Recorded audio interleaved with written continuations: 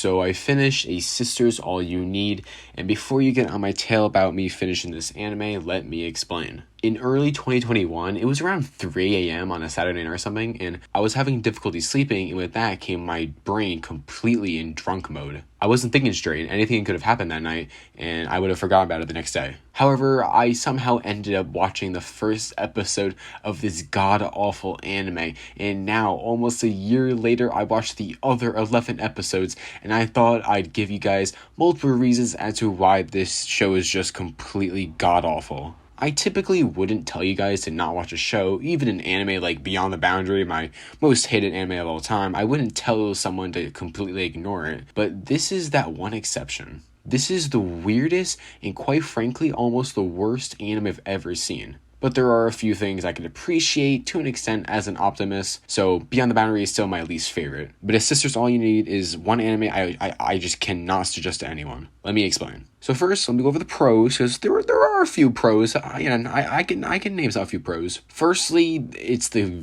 game aspects. The anime does spend a lot of time with the main characters playing board games. It's very creative, and there's even some references there on a shelf that I thought was really cool. So the idea of it was really cool, but the execution was just not there, man. Like, the idea of them playing a board game is actually really cool. I haven't really seen that, but it's like, it just wasn't handled right. Like, it's a cool idea, just horrible execution. There's an anime called No Game No Life, which I think does this just probably better, just from what I've seen based off the reviews.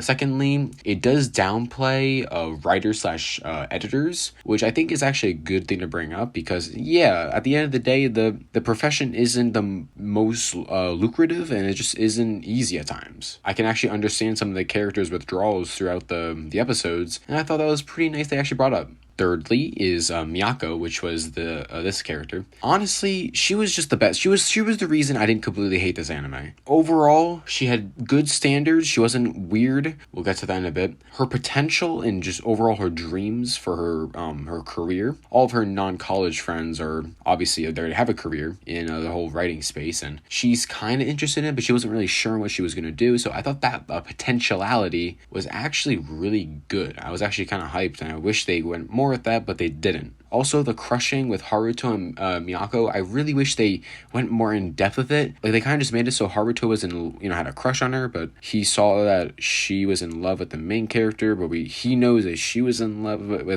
he was in love with his girlfriend. It's just a mess. Like, I kind of wish that the whole romantic part of it just wasn't there. Like, I'll get to this in a little bit too, but there just was no growth with their relationships. No relationship was grown. Like, it just wasn't good. I wish they did more relationship growth with Miyako and Haruto. Like, that was a really good way to kind of, show some progression. But other than that, there was no other progression, and there's just nothing to look forward to there, so. And finally, the passable animation and music. It's something to cry over. Like, I'm not going to add the opening or the ending to my playlist. That's just not happening. But at the end of the day, the music is, it's all right. And the animation's also all right. I'm not, like, crying myself to sleep while watching. It doesn't look like a kindergarten drew with a crayon. So it actually wasn't that bad. And for 2017 standards, I can give it to them. But hold your jolly, that is all that is. I can literally think of that as good. Let's get into the meat and potatoes. What is awful about this anime? God flipping dang, there's a lot. So I'm just gonna go quick on this because there's just so much. First off, it's way too sexual. I don't care how much anime you watch, this anime is just too sexual, man. Like, God flipping dang. And it's not even like fan service. It's just genuine, just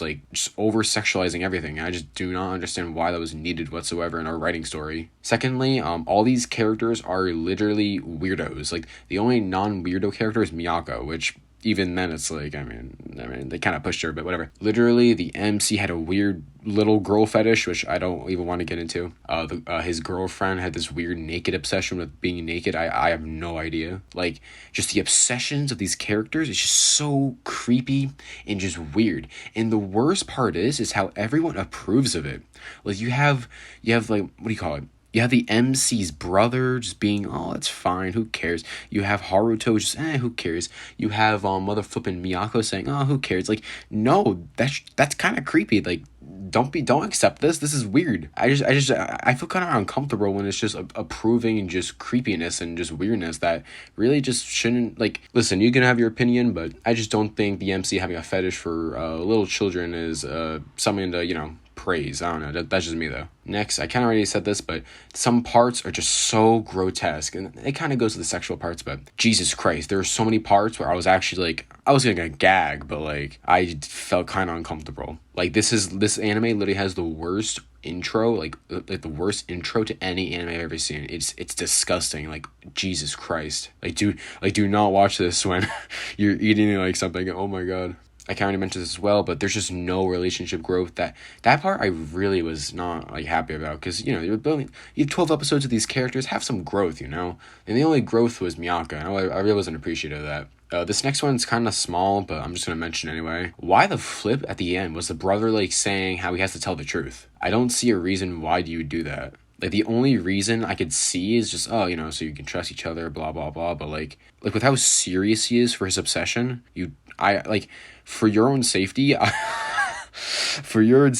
literally would not even try to like tell him. Just be like, yeah, I'm a dude. That's it. There's no reason. Like there's no reason he had to do it. But no, here we are. Whatever. That was just my personal pet peeve of the anime. But finally, there's two more things. First off, the jokes were pretty bad. I didn't laugh at all. And finally, I'm gonna say it again. These characters are mother flipping weird. Weird as flipping. I don't know, man. So yeah, those are the basic things that I just despise about the anime. I was grossed out half the time, and it was honestly a twisted anime. Very not what I wanted to watch. Definitely not the worst thing I've ever seen, but just a genuinely discomforting show. Like I do not think anything like in the next 6 months is gonna like go down past this, because like Jesus Christ, this was just horrendous, man. And sus while we're at it. That's pretty much all I gotta say. Have a good rest of your day, and see you later.